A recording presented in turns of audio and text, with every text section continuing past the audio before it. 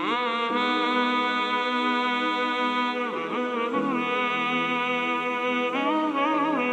importance of marriage in Islam is highlighted by many of the great ahadith mubarakah.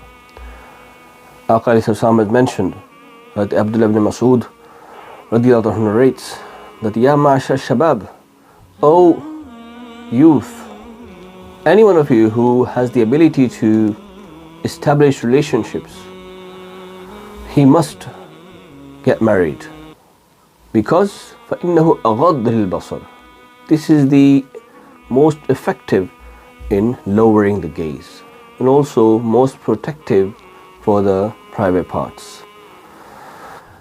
And when it comes to marrying, Aqā advised the Sahaba Kiram that get a wife which will help you in the matter of akhirah, meaning that she would be learned and she would be practicing and she would help you practice Islam as well.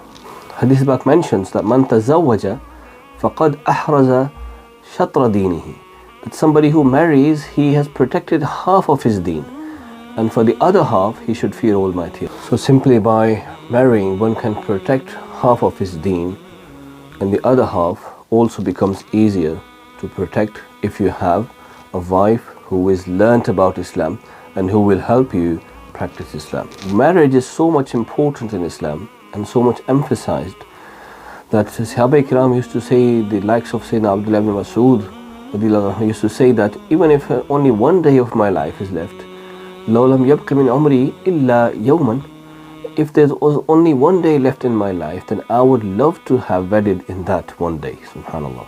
Because they used to say that we do not want to meet Allah in a state where we would be unwedded. So they used to consider this as ultimate duty of a believer and ibadah as well. So when you get married Islamically and you establish relationship through legitimate sources under the guidance of the laws of Islam, that becomes an ibadah. And there are many benefits of nikah as well. Very first of that is that you act upon the sunnah of Aqā that in Hadith Pak Aqā has mentioned that an-nikah min sunnati, the nikah is my sunnah. وَمَنْ رَغِبَ عَنْ سُنَّتِي فَلَيْسَ مِنِّي, someone who turns away from my sunnah, then that person will not have any relationship with me. Another benefit is that this becomes a reason for getting pious progeny. If the progeny is raised in the light of the principles of Islam, then that will become the reason for the maghfirat of this individual. And even after he departs from this dunya, he will keep getting the reward of the a'mal that his children will keep performing in the dunya. And thirdly, this becomes the reason for the increase in the ummah of Aqā, something that will please Aqā in the hereafter. He mentioned that I will express pleasure and pride because of your kasrat, your abundance compared to other ummahs on the day of judgment, subhanallah. Additionally, one gets the ability to defeat the shaitan, because shaitan keeps misguiding the individual to commit adultery and haram act by looking at stranger women.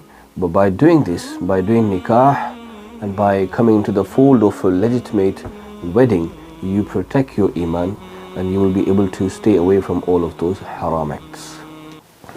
In our days and times, the filth is spread around. The fitna of nazar is the greatest. It's becoming increasingly difficult to protect your eyesight.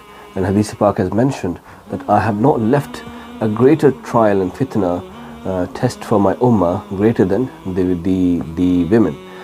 So it's very important that we protect our eyesight, our gaze. One of the ways of doing that is through getting married.